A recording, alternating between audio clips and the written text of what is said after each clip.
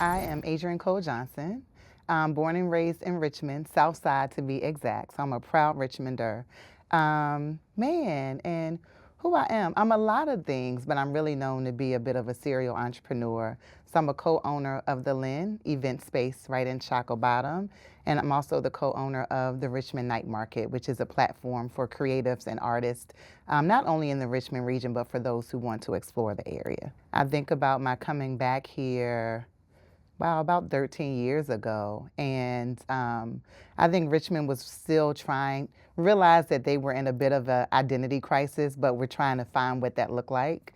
And so I came back having lived in New York and St. Louis and DC and Norfolk, Virginia, right? And I came back, I think, with a little bit more experience than I had than when I left.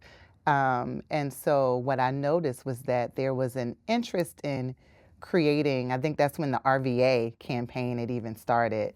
And there was big interest in kind of creating this identity, but I think we were still trying to figure out what we wanted to feel like 10 years ago. You look at now, I think we are a little bit more into that feeling, still figuring it out, right? But I think we know who we are a little bit more, and I think we've listened to the people of Richmond a little bit more to help define what that is. I have felt, just from where I sit with entrepreneurship, some intentional efforts to connect. And I know that takes me doing my part, but I also think from the city's perspective, I've seen that a bit more. I think more of it, but more of a power play, more access to power, access to influence, right?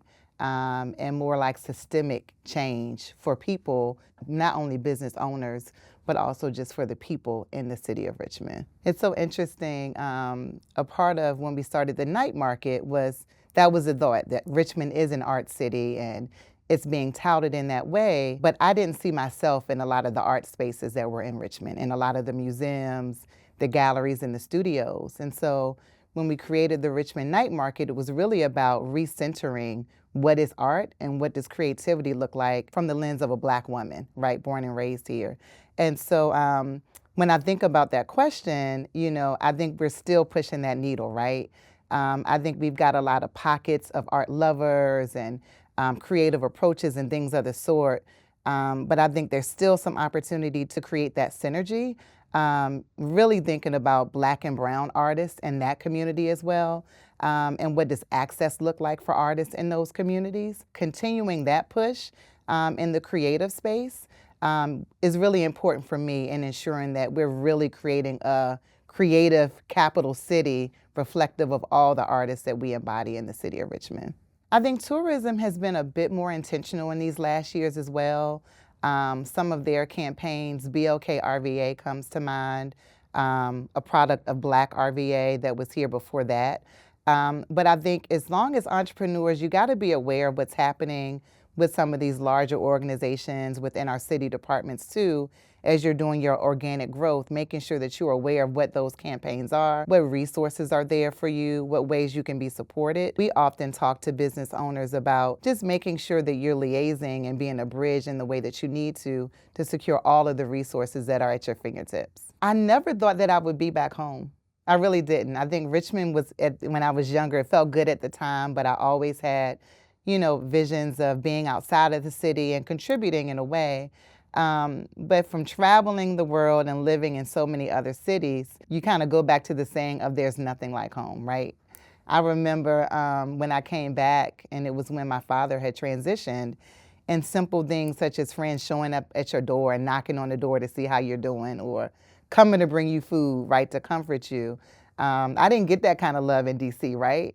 And so I think there's something about being in a place where there is family, whether blood family or just family that you've created, has felt really special about growing in Richmond. What I also love about the city is that there is so much opportunity to do and be. It's not too small, but it's not too big, right? And so you can come to Richmond and feel like, oh, not only can I dream it or imagine it, I can actually do it here and have access to the right people to make it happen too. So a lot of that really fuels my passion. And so always having entrepreneurial ideas and wanting to do things, it just feels right doing those things here in the city.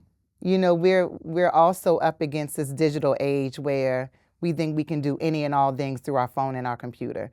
But just soul connection and human connection lets us know that's not true. And so, what does it look like to really sit down with someone and have a conversation? You know, talk to your counterpart about visions and goals. Plan calendars together, right?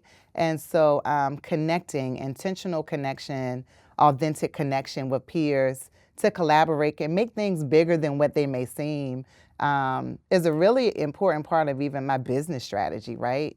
I think that we have to, you can always get it done. And there's the African proverb, if you want to get there fast, go alone. If you want to get farther, go together, right? And so that's really central to any and everything that I do. And collaboration just makes any effort that you're doing a bit stronger.